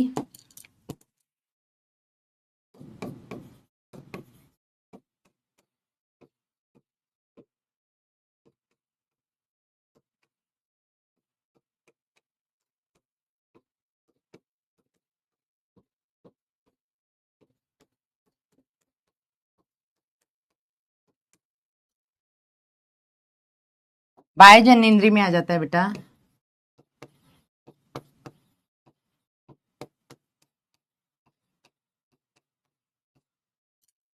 ठीक है पेनिस।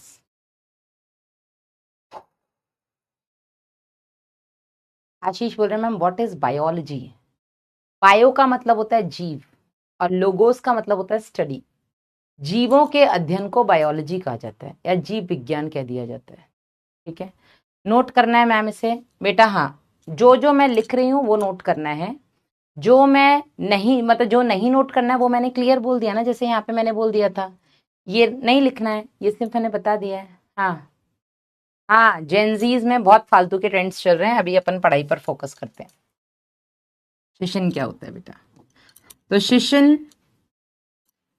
सहायक या बोलिएगा द्वितीयक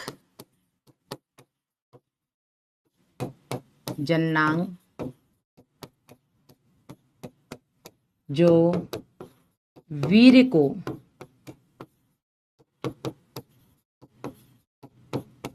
मादा जननांग में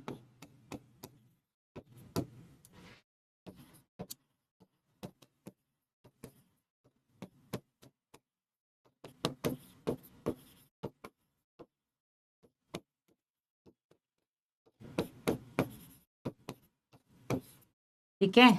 तो शिशन क्या है बेटा। शिशन एक एक्सटर्नल जेनेटिलिया जो कि एक सहायक जननांग है द्वितीयक जननांग है। ठीक है जो जो भी आपका वीर्य बना है इस वीर्य को मादा जननांग तक पहुंचाने के लिए हेल्पफुल है। मादा जननांग में नहीं पहुंच पाएगा वीर्य अगर शिशन ना हो। ठीक है चलिए अब वीर्य क्या होता है पहले हम इस पर बात कर लेते हैं। तो वीर्य इक्वल्स टू वीर्य को हम बोलते हैं सीमेन।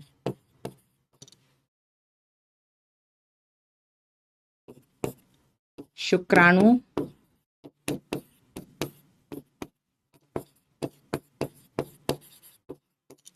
Plus शुक्राशय plasma. टाइम क्या हो रहा है। सेमिनल प्लाज्मा जिसमें केवल 10% शुक्राणु होते हैं 90% शुक्राशय प्लाज्मा होता है। ठीक है तो जो सीमेन रिलीज होता है बेटा इस सीमेन में केवल 10% ही स्पर्म्स होते हैं। 90% इसमें वो द्रव्य है जो कि इन ग्रंथियों से आ रहा है। कौन सी ग्रंथियों से। शुक्राशय से प्रोस्टेट ग्रंथि से और आपके काउपर ग्रंथि से। पेनिस की अगर हम बात करें तो पेनिस इज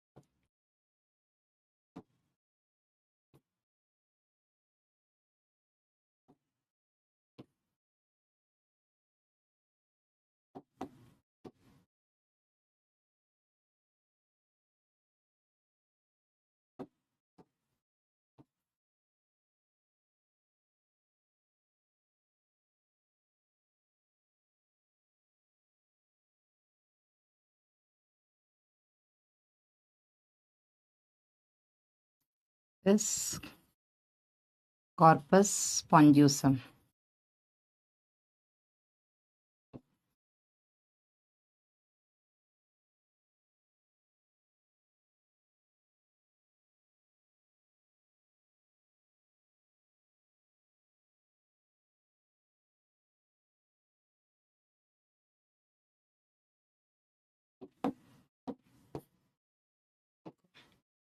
ये हो गई मूत्र जनन नलिका, यूरिनो जेनाइटल डक्ट। ठीक है, ये हो गया कॉर्पस स्पॉन्जियोसम।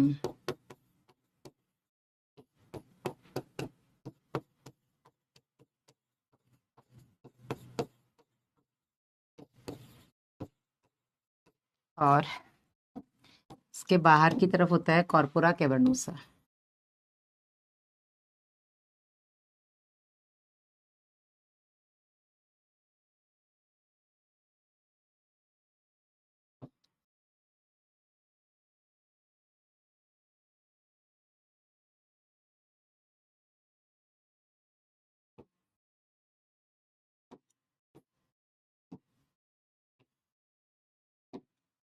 ये होता है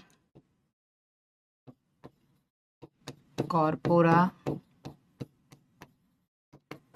कैवर्नोसा।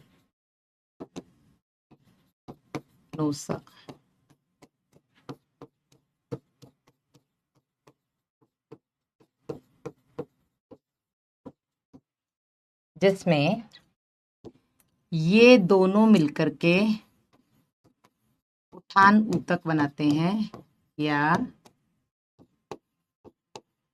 इरेक्टाइल टिश्यू बनाते हैं। और इसके बाहर की तरफ एक लूज फोल्ड ऑफ स्किन पाया जाता है,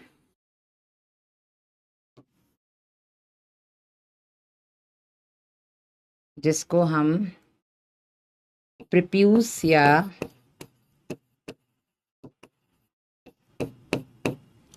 अग्रच्छद कह देते हैं। प्रीप्यूस, इसको हम फोर स्किन भी कहते हैं। ये जो बेटा शिशन का आगे का फूला हुआ भाग होता है, इसको हम शिशन मुंड या ग्लांस पेनिस कह देते हैं। ठीक है, दिस होल इज पेनिस। इसका जो आगे का भाग थोड़ा सा फैला हुआ होता है, फूला हुआ होता है, इसको हम ग्लांस पेनिस कह देते हैं। ठीक है, हाँ जी, क्लियर है यहाँ तक?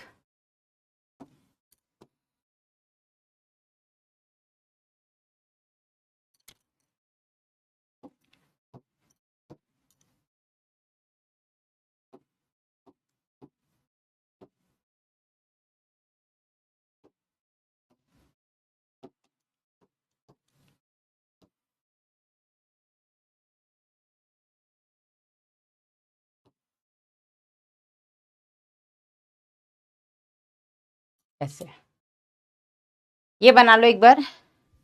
नोट नहीं किया है, लो भैया नोट कर लो।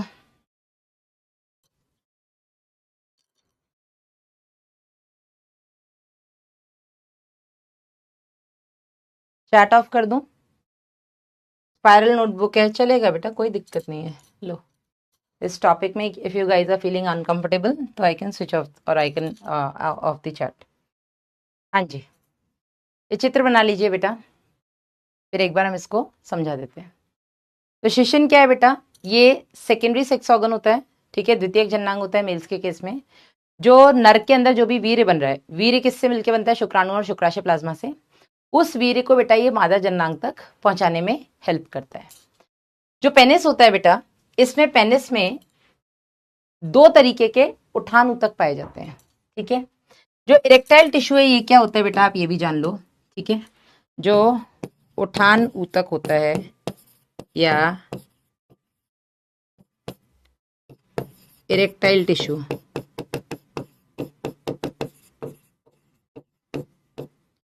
ये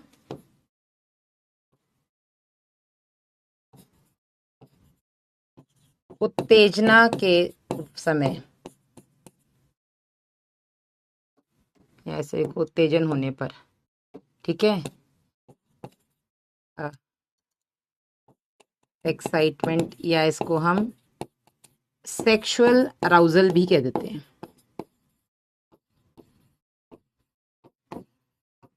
दौरान शिशन का उठान, यानी कि इरेक्शन ऑफ पेनिस करवाता है या करवाते।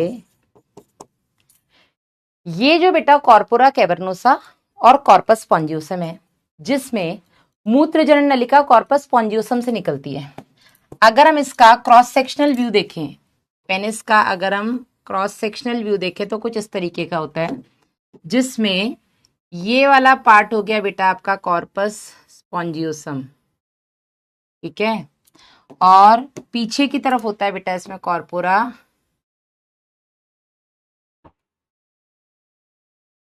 कैवर्नोसा। ये हो गया बेटा इसमें कॉर्पोरा कैवर्नोसा, ठीक है। और मूत्रजन नलिका जो रंध्र होता है बेटा वो स्पॉन्जियोसम में होता है। रंध्र किस में होता है? कॉर्पस स्पॉन्जियोसम में, और पीछे की तरफ ये दोनों क्या है? कॉर्पोरा कैवर्नोसा, ठीक है। जिसमें ये मतलब एक स्पेशल टिश्यू होता है। अच्छा, ऐसा टिश्यू फीमेल्स के केस में भी होता है, फीमेल्स में भी सेक्सुअल अराउजल होता है, ठीक है। पर वो मतलब फीमेल्स के केस में जो इरेक्टाइल टिश्यू है वो क्या बोलेंगे, अवशेषी है, वेस्टिजियल है, मतलब बहुत कम अमाउंट में प्रेजेंट है। पर मेल्स के केस में बेटा जो ये टिश्यू है जिसमें कॉर्पोरा कैवर्नोसा और कॉर्पस स्पॉन्जियोसम, कॉर्पोरा कैवर्नोसा बेटा ये वाला भाग है, ठीक है, पीछे ये जो दिख रहा है कॉर्पोरा कैवर्नोसा, और कॉर्पस स्पॉन्जियोसम आगे तक होता है, ठीक है। ये जो बेटा दो टिश्यूज हैं कॉर्पोरा कैवर्नोसा और कॉर्पस स्पॉन्जियोसम, यही वो टिश्यू है बेटा जो पेनिस के इरेक्शन में रोल प्ले करता है। अब आप पूछेंगे मैडम इरेक्शन ऑफ पेनिस क्या होता है, तो आई होप मेल्स को तो पता ही होगा, ठीक है। फीमेल्स को बता दूं बेटा, जनरली जब मेल्स सेक्सुअली एक्साइटेड नहीं होते हैं, जब मेल्स के दिमाग में कोई भी ऐसा पॉइंट नहीं चल रहा होता है कि रिगार्डिंग सेक्स और इंटरकोर्स, तब बेटा नॉर्मली उनका जो पेनिस होता है वो लिम्प रहता है, लिम्प मतलब कि ढीला रहता है। लेकिन जब भी वो कोई भी ऐसी इमेजेस देखते हैं या ऐसा कोई वीडियो देखते हैं या ऐसा उनके दिमाग में कोई थॉट आता है रिगार्डिंग सेक्सुअल इंटरकोर्स, उस कंडीशन में उनका जो शिशन होता है वो इरेक्ट हो जाता है। इरेक्ट मतलब कि सीधा हो जाता है। उसी को बेटा हम शिशन का उठान या इरेक्शन ऑफ पेनिस कहते हैं। शिशन का उठान होना बहुत जरूरी है अगर वीर्य सेचन करना है, यानी कि अगर वीर्य को मादा जननांग तक पहुंचाना है या सेक्सुअल इंटरकोर्स होने के लिए शिशन का उठान बहुत ज्यादा जरूरी है। अगर शिशन का उठान नहीं हो पाता उस कंडीशन को बेटा हम इरेक्टाइल डिसफंक्शन कहते हैं, ठीक है। शिशन का मैंने कहा अग्रभाग जो होता है, ठीक है, शिशन मुंड क्या है बेटा? शिशन का अग्रफूला भाग, शिशन का अग्र यानी कि आगे की तरफ फूला हुआ जो भाग होता है उसको बेटा हम शिशन मुंड कह देते हैं, ठीक है। और ये शिशन मुंड बेटा अग्रच्छद से ढका हुआ होता है। अग्रच्छद क्या होता है बेटा? एक त्वचा का ढीला फोल्ड, या इसको हम रिट्रैक्टेबल फोल्ड ऑफ स्किन बोल देते हैं, रिट्रैक्टेबल फोल्ड ऑफ स्किन। जो बेटा प्रिप्यूज होता है या फोरस्किन होता है, ये एक ऐसी स्किन होती है जो यहाँ पर ढीले रूप में पाई जाती है और ये रिट्रैक्टेबल है। रिट्रैक्टेबल मतलब जो आगे पीछे हो सकती है, ठीक है ना। तो प्रिप्यूज जो होता है ये वो स्किन है जो आगे पीछे हो सकती है। कई सारे धर्मों में, जैसे कि मुस्लिम्स में, दूसरा ज्यूज जो होते हैं, ज्यूज जो इजराइल वाले हैं, ठीक है ना, ज्यूज और मुस्लिम्स में बच्चे के जन्म होने के बाद, अगर लड़के का जन्म होता है, लड़के के जन्म के बाद इस प्रीप्यूस को काट दिया जाता है और इसको बेटा, इस प्रोसीजर को हम सर्कमसिजन कहते हैं। ठीक है, तो यहां पर स्टार बना के लिख लीजिएगा। मुस्लिम्स व ज्यूज धर्म की मान्यता के अनुसार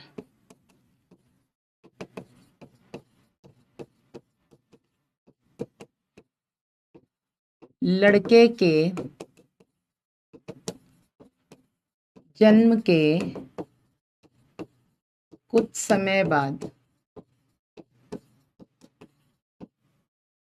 अग्रच्छद को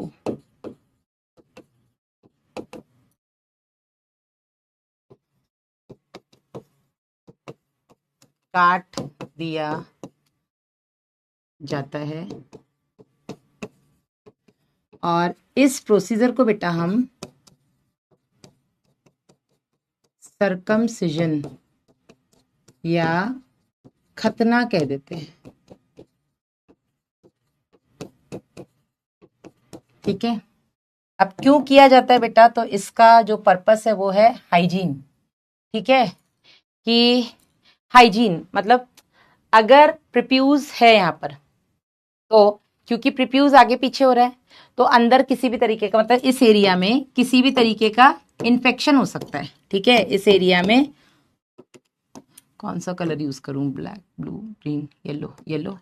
यहाँ पर ये स्किन और ग्लैंस पेनिस के बीच में बैक्टीरियल इन्फेक्शन वगैरह होना बहुत कॉमन है। ठीक है ना, तो साफ सफाई पॉइंट ऑफ व्यू से, ठीक है, हाइजीन पॉइंट ऑफ व्यू से हम बोल सकते हैं हाइजीन या साफ सफाई को नजर में रखते हुए वो इस चीज को काट देते हैं। ठीक है, चैट डिसेबल हो गया, चैट इनेबल करते हैं। हाँ, क्लियर हुआ या नहीं मैम? 19:34 का क्या मतलब है? 19 का मतलब है 7, 12 और 7 19 होता है, तो 12 बजे के बाद 13 14 15 16 17, 19:34 का मतलब होता है 7:34। अभी तो 5:20 हो रहा है ना, 17:20। मैम थोड़ा धीरे बोल, तुम लोग ईयरफोन काहे नहीं लगा लेते हो? वॉल्यूम कम कर लो ना। नहीं पढ़ाना है क्या? बता दो, नहीं पढ़ाएंगे। ये तो हो गया बेटा मुस्लिम और ज्यूज में, ये उनका धर्म की मान्यता के अनुसार है। कई बार दूसरे धर्म के जो बच्चे होते हैं, बेटे लड़के, उनमें भी बेटा प्रॉपर जो उनकी मदद, बच्चा इनिशियल फेज में तो बच्चा अपनी खुद की साफ सफाई नहीं कर सकता ना। इनिशियल फेज में तो माँ को ही प्रीप्यूस को क्लीन करना, प्रीप्यूस को हटा करके ग्लांस पेनिस को क्लीन करना रहता है। कई बार मदर्स नहीं कर पाती हैं या जो भी है केयरलेसनेस के कारण या कुछ भी ऐसे कारण हो सकते हैं, तो दूसरे धर्मों में भी अगर बेटों को सही तरीके से उनके फोरस्किन को पीछे करके ग्लांस पेनिस क्लीन ना किया जाए तो बेटा कई बार ऐसा होता है कि वहां पर इन्फेक्शन हो जाता है। कई बार ऐसा होता है कि ये जो फोरस्किन होती है आगे पीछे नहीं हो पाती है, जिसकी वजह से बेटा उनमें मेडिकल रीजन की वजह से खतना करना पड़ सकता है। ठीक है, यहां तक दीदी बगल में बैठी है वेदिका, तो दीदी को बोलो मैडम बायो पढ़ा रही है, बहुत अच्छा पढ़ाती है, पढ़ लो। हाँ, डन है यहां तक?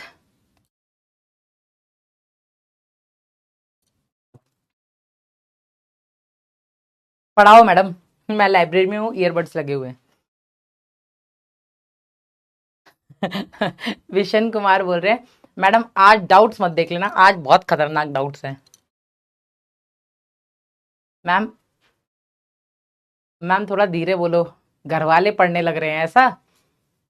आज घर वाले कह रहे हैं हमें पढ़ा दो, तुम छोड़ो ऐसा। तो बेटा ये तो टॉपिक सबको पढ़ना चाहिए, ह्यूमन रिप्रोडक्शन तो सबको पढ़ना चाहिए। What's wrong in that?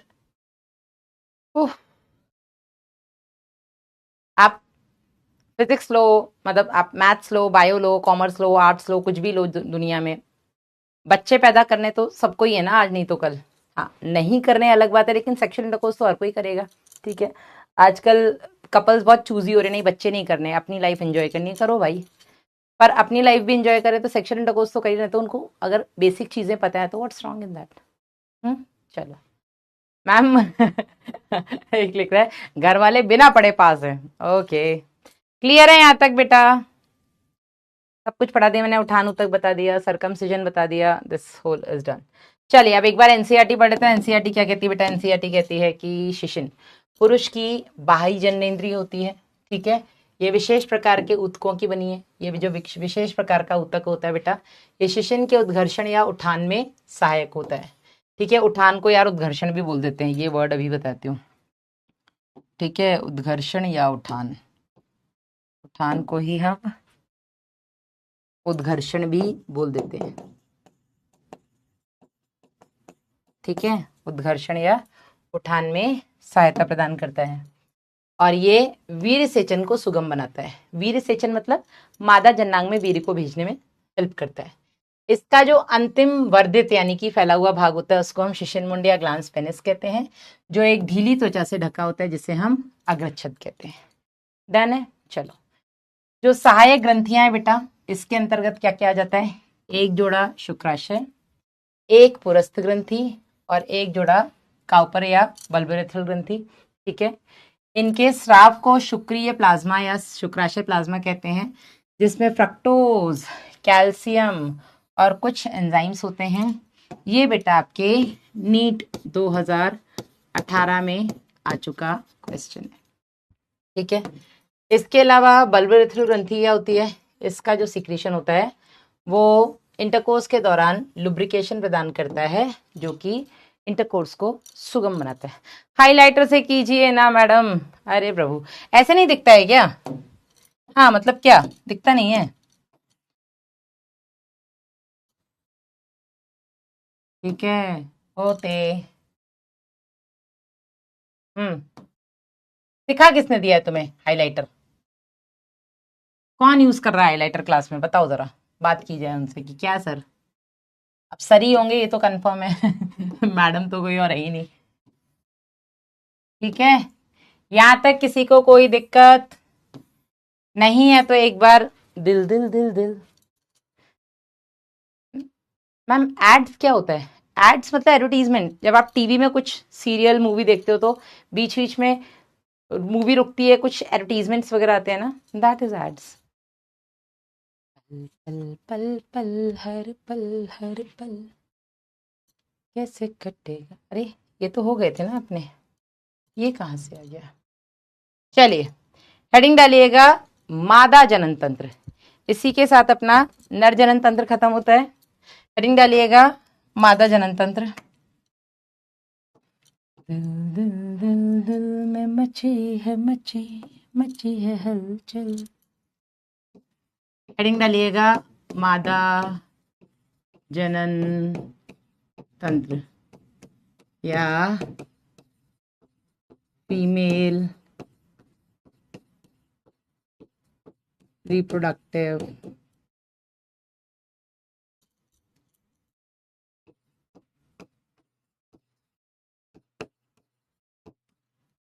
System. भाई साहब सिस्टम।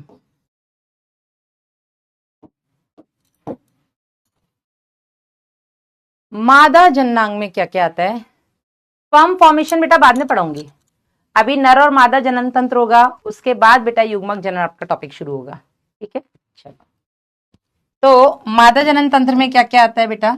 इसमें आ जाता है आपका सबसे पहले प्राथमिक जननांग। कौन है भाई? मेल मेल चल रहा है भाई, मेल मेल। द्वितीयक जननांग, primary sex organ and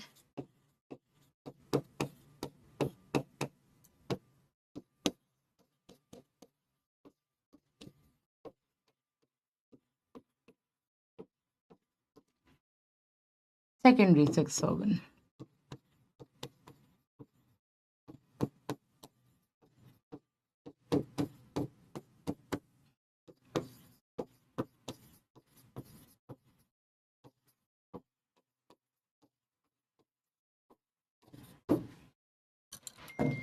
primary sex organ में इसमें आ जाएगा बेटा आपका एक जोड़ी अंडाशय।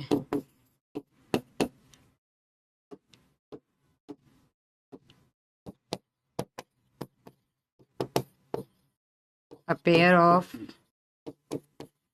ovaries। द्वितीयक जननांग में क्या क्या आ जाता है? इसमें आ जाती हैं सहायक नलिकाएं,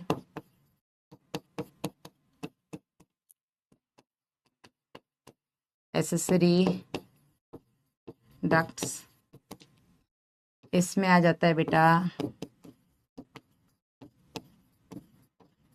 बाह्य जननेंद्रिय,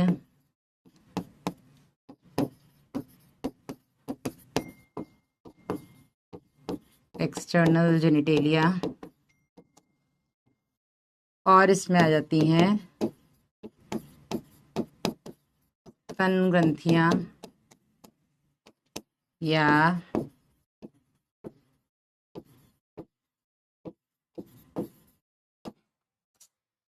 मैमरी ग्लैंड्स। एड्स क्या होता है भाई? एड्स बीमारी है शिवांश, पढ़ा दूंगी। चलिए, सहायक नलिकाओं में क्या क्या आ जाता है बेटा? इसमें आता है आपका फैलोपियन नलिका,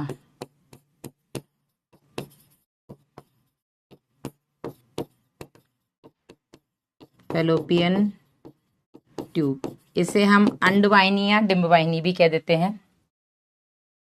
दूसरा इसमें आ जाता है बेटा गर्भाशय।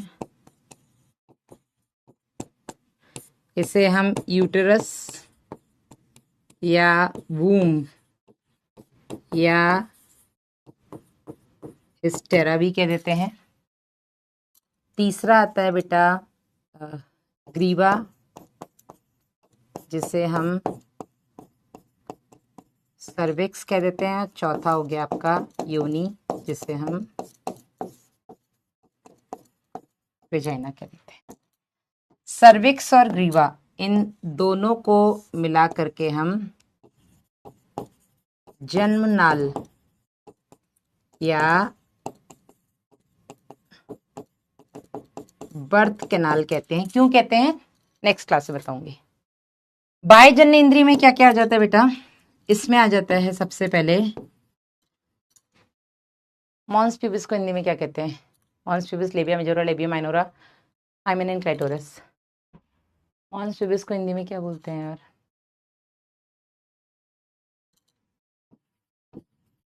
एक हो गया बृहद भगोष्ठ। बृहद भगोष्ठ को हम बोलते हैं लेबिया मेजोरा। लघु भगोष्ठ, इसे हम कहते हैं लेबिया माइनोरा। भगशेफ, फ से फल, ये इसे हम कहते हैं क्लाइटोरस। लास्ट इज योनिच्छद, इसे हम कहते हैं हाइमेन। उसको क्या बोलते हैं यार मॉन्स प्यूबिस को हिंदी में? मॉन्स प्यूबिस को क्या कहते हैं? जघन शैल। Thank you, जघन shell.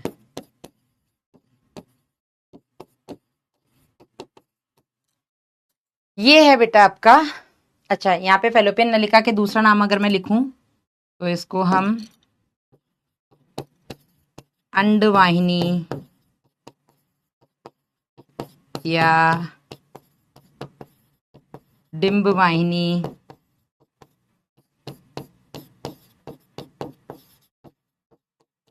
ओविडक्ट भी कह देते हैं। ये एक ही है, ये और है। हाँ जी, आज के लिए इतना ही। डायग्राम इसका नेक्स्ट क्लास में बनवाऊंगी। तो नलिकाओं में ये हो गया, जननेंद्रिय ये 5 हो गए, स्तन ग्रंथियां केवल स्तन ग्रंथियां, उसमें कुछ नहीं है। ठीक है,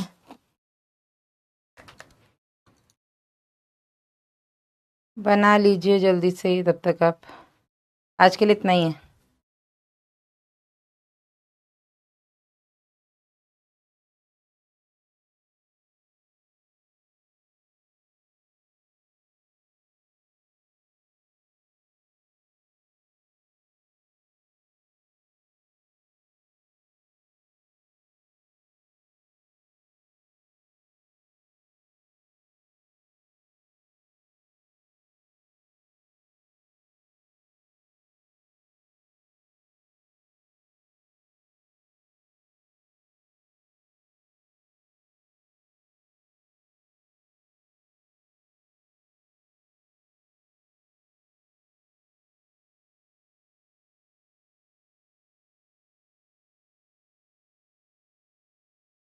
डन।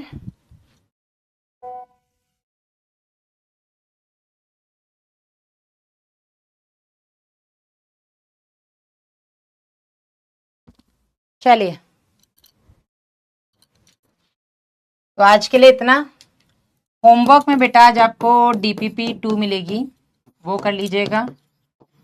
और मंडे को अपनी क्लास होगी, तब तक आपको लेक्चर 1, 2, 3, 4 ये चारों रिवाइज करके आने हैं, ठीक है। क्योंकि अब नेक्स्ट क्लास से बेटा होगा क्लास में खेला। खेला मतलब जिससे मैं आप पूछूंगी क्वेश्चंस। डन। गाना तो यार आज मैंने आते ही सुना दिया था। कौन सा सुनना है, मुझे तो गाने ही नहीं याद आते हैं। जब कोई मुझसे बोले गाना गाओ, मैं बिल्कुल ही नील बटे सन्नाटा हो जाती हूँ। वैसे मैं दिन भर गाती रहूंगी, लेकिन कोई बोल देगा गाना, मैम व्हाट इज कॉन्डोम, बताऊंगी नेक्स्ट चैप्टर में, रिप्रोडक्टिव हेल्थ में। आओ तब तक डाउट्स ही देख लें, आ जाओ, टाइम है अपने में। एड्स बेटा बीमारी होती है, आगे बताएंगे। अग्रछद काटने के फायदे, तनिष बोला ना मैंने। हाइजीन पॉइंट ऑफ व्यू से, साफ सफाई, इन्फेक्शंस के चांसेस कम हो जाते हैं, ठीक है। बेलेनाइटिस वगैरह के चांसेस कम हो जाते हैं। स्पर्म प्लाज्मा में म्यूकस क्यों नहीं लेते हैं मैम? स्पर्म प्लाज्मा में म्यूकस क्यों नहीं लेते हैं मैम? क्या नर सेल जर्म सेल्स को भी न्यूट्रिशन देती हैं? यस, बिल्कुल देती हैं। सर्कमसिजन बायोलॉजिकली ठीक है, बिल्कुल ठीक है। I still consider it a myth. No बेटा, circumcision hygiene point of view से गुड, ठीक है ना। मतलब बैक्टीरियल इन्फेक्शन वगैरह के चांसेस, ऑल दो देखो एक समझदारी के बाद ना मेल्स खुद से उसको क्लीन कर लेते हैं। आप लोगों को भी इतनी अकल सिखाई गई होगी। लेकिन अगर नहीं भी करते हैं तो सर्कमसिजन का फायदा ये है कि इन्फेक्शन वगैरह से बचे हुए रहते हैं, ठीक है। इंटरनल इन्फेक्शन अगर प्रॉपर क्लीनिंग ना हो पाए, वो नहीं होता है, मतलब इन्फेक्शन के चांसेस कम हो जाते हैं, ठीक है। उठान कैसे होता है अतिका? उठान के लिए बेटा मैंने बताया वहां पे स्पेशलाइज टिश्यू होते हैं जिनको हम इरेक्टाइल टिश्यू बोलते हैं। और जब उठान होता है तो ब्लड सप्लाई जो होती है वो आर्टरीज से आती है, वेन से जाती है। उठान के समय आर्टरीज में तो ब्लड एकदम से भर जाता है, और ब्लड एकदम से भरने की वजह से शिशिन का उठान होता है। लेकिन वेन से जो ब्लड जाना होता है वो नहीं जाता है, ठीक है। तो जब शिशिन का उठान होता है उस समय पर जो पेनाइल आर्टरीज होती है, जो पेनिस के अंदर आर्टरीज होती हैं, आर्टरीज में ब्लड सप्लाई बढ़ जाती है। लेकिन वेन्स में ब्लड सप्लाई वापस, जो वेन से ब्लड वापस जाना होता है वो वापस नहीं जाता है, जिसकी वजह से उठान होता है। एक तो ये भी रीजन है। मैस्टरबेशन क्या होता है? मैस्टरबेशन इज पीयूष जिसमें मेल्स और फीमेल्स सेल्फ इजैकुलेशन करती है, मतलब सेल्फ प्लेजर आप बोल सकते हैं। कुछ कुछ लोगों का डाउट इतना अच्छा होगा कि वो डाउट पोर्टल से सीधा ब्लॉग पोर्टल पहुंच गए हैं, ठीक है। सेक्स फीलिंग किस में ज्यादा होती है, मेल में या फीमेल में? डिपेंड्स यार विकास, सबका अपना अपना होता है, ठीक है। मैं ये नहीं कहूंगी सारे मेल्स में उतनी ही इक्वल एक्साइटमेंट होती है, ऐसा नहीं होता है, ठीक है। किसी में कम होती है, किसी में ज्यादा होती है। सेम विद फीमेल्स टू, ठीक है। ऐसा कोई वो नहीं है। सेक्स करने से किसकी कमी और क्या? बट मैम स्पर्म प्लाज्मा में म्यूकस क्यों नहीं लेते? मैं ये समझी नहीं बेटा। म्यूकस, स्पर्म प्लाज्मा में म्यूकस, बेटा सीमेन जो होता है, सेमिनल प्लाज्मा की अगर आप बात कर रहे हैं उसमें भी होता है म्यूकस। लेकिन जो काउपर ग्रंथि का जो सीक्रेशन होता है बेटा, ये थोड़ा पहले ही निकल जाता है। क्योंकि मेटिंग के दौरान पर देखो, बाकी का शुक्राणु तो सबसे लास्ट में निकलेंगे ना, जब इजैकुलेशन होता है तब शुक्राणु निकलता है, ठीक है, जिसको हम वीर सेचन बोल देते हैं, ठीक है, या स्खलन, सॉरी स्खलन बोलते हैं। जब पूरा एक साथ सीमेन बाहर आता है उसको हम स्खलन कहते हैं, ठीक है। और स्खलन के दौरान बेटा शुक्राणु, सेमिनल प्लाज्मा सब कुछ आएगा, लेकिन वो सबसे लास्ट में आता है। जब पूरा सेक्सुअल इंटरकोर्स हो जाता है, बिल्कुल पीक ऑफ प्लेजर होता है मेल्स के केस में, उस टाइम पर बेटा पूरा सीमेन बाहर आता है। लेकिन तब तक तो पूरा सेक्सुअल इंटरकोर्स हो चुका है ना। म्यूकस अगर लास्ट में आएगा तो जो भी घर्षण वर्षण होना चाहिए था वो सब हो चुका होगा। तो जो म्यूकस है, जो आपके काउपर ग्रंथि का स्राव होता है, वो पहले इसलिए आ जाता है जिससे कि सेक्सुअल इंटरकोर्स को स्मूथ बनाया जा सके। ठीक है, चलो। मेल मेल और फीमेल फीमेल में रेप कैसे होता है प्लीज बताइए। देखो मेल मेल का तो आप समझ सकते हो ना, मेल फीमेल तो सबको पता है। मेल और मेल में बेटा एनल सेक्स होता है, ठीक है। जो एनस होता है, एनस इज गुदा द्वार, है ना, जिससे कि आपका जो मल होता है वो बाहर निकलता है, ठीक है। तो गुदा द्वार जो आपकी आहार नाल का जो छिद्र है बेटा, मेल्स के केस में जब सेक्स होता है, जो गेज होते हैं या जो नर का यौन उत्पीड़न होता है बेटा, उसमें गुदा द्वार में बेटा शिशिन का बोलते ना क्या, मतलब क्या बोलेंगे उसको, इंटरकोर्स जो होता है उसमें पेनिस को मेल के एनस में अंदर डाला जाता है, ठीक है। एड्स का सबसे पहला केस बेटा जो था अमेरिका में, वो गेज में ही मिला था, जिसमें वो होमोसेक्सुअल थे। होमोसेक्सुअल मतलब मेल मेल पार्टनर थे और वो एनल सेक्स करते थे। उसमें सबसे पहला केस एड्स का देखने को मिला है। चलो, नसबंदी हसबंदी सब अगले चैप्टर में पढ़ाऊंगी। अपना ध्यान रखिएगा बेटा। अगले हफ्ते हम मिलेंगे मंडे ट्यूसडे। जनरली हमारी क्लास जो होंगी मंडे ट्यूसडे को होंगी, सेकंड स्लॉट में, यानी कि 6 से पौने 8 वाले स्लॉट में। अपना ध्यान रखिएगा, मिलेंगे Monday. Till then bye bye, take care. Note से रिवीजन करें या लेक्चर देख करके करें, आपके ऊपर है आयुष, जैसे आपको समझ में आए। अगर आपके नोट्स पूरे क्लियर हैं, आपको नोट समझ में आ रहे तो नोट से रिवाइज करें। लेक्चर देख के करना है तो 2x स्पीड में लेक्चर चला करके कर लें। अपना ध्यान रखिएगा। यस, हाँ जी। 11th का रिवीजन बेटा आपको प्लस फैकल्टी बता देंगी कैसे शुरू करना है, मैं भी बता दूंगी। Bye bye. हाँ, गुड नाइट इन एडवांस। हाँ Yash, okay, bye bye, take care.